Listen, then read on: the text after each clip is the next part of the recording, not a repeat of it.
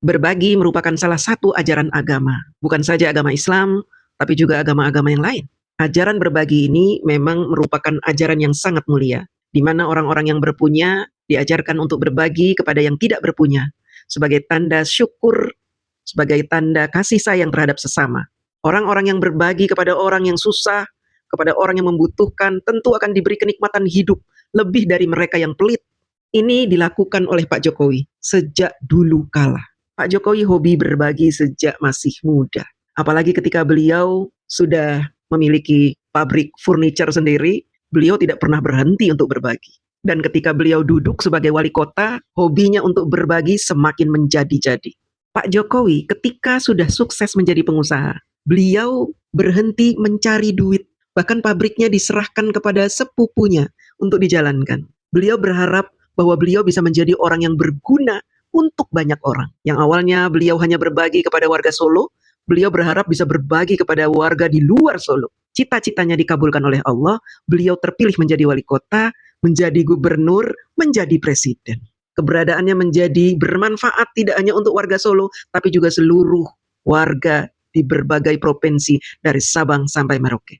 Teman-teman bisa hitung berapa banyak amal jariah Pak Jokowi yang beliau bawa nanti ke akhirat di hadapan Allah. Meskipun banyak yang mencaci maki, tapi beliau santai saja. Karena memang orang yang tulus itu tidak butuh pujian. Orang yang tulus ikhlas tidak butuh dipuji-puji oleh siapapun. Kalaupun apa yang sudah beliau lakukan disorot oleh kamera, beliau terus saja berbagi. Mau disorot kek, mau enggak kek, tetap berbagi. Nah, yang menjadi keheranan saya adalah ketika beliau berbagi di bulan Ramadan ini, berbagi-bagi sembako, berbagi amplop kepada warga Solo.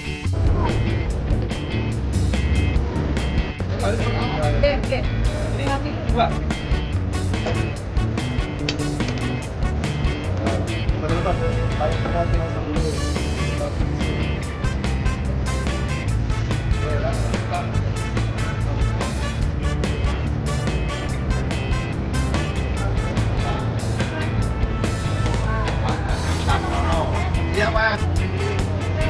Halo, dapat apa ini Pak?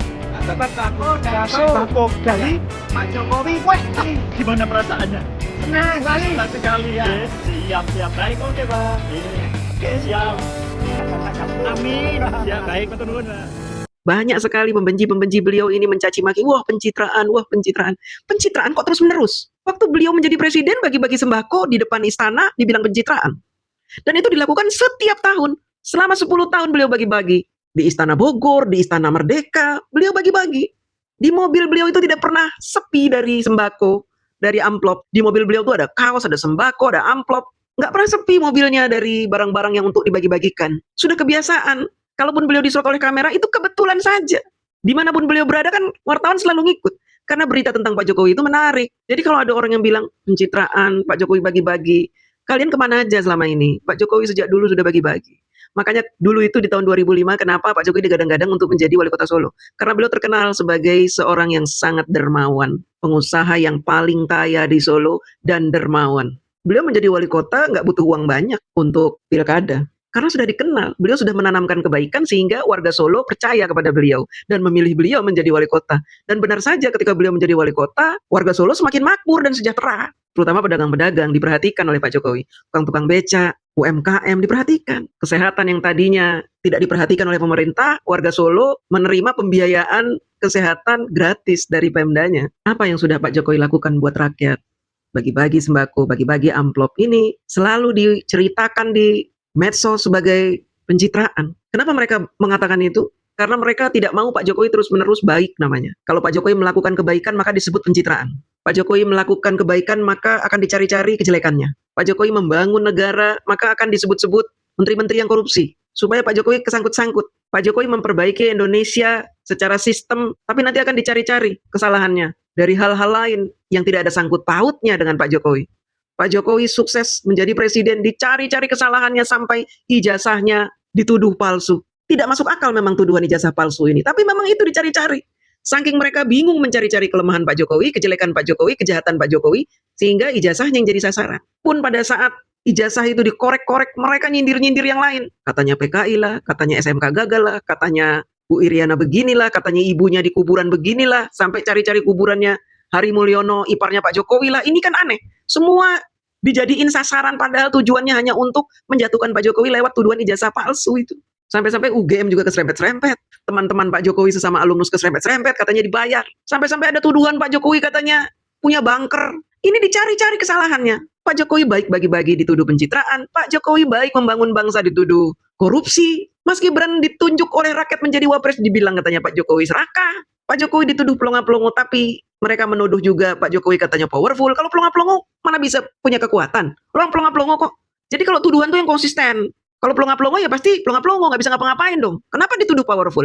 Mantan-mantan jenderal bilang pelongo-pelongo Jokowi, tapi disebut powerful. Powerful dari mana Pak Jokowi? Pak Jokowi itu nggak punya kekuatan. Kekuatan dia adalah ada di tangan rakyat.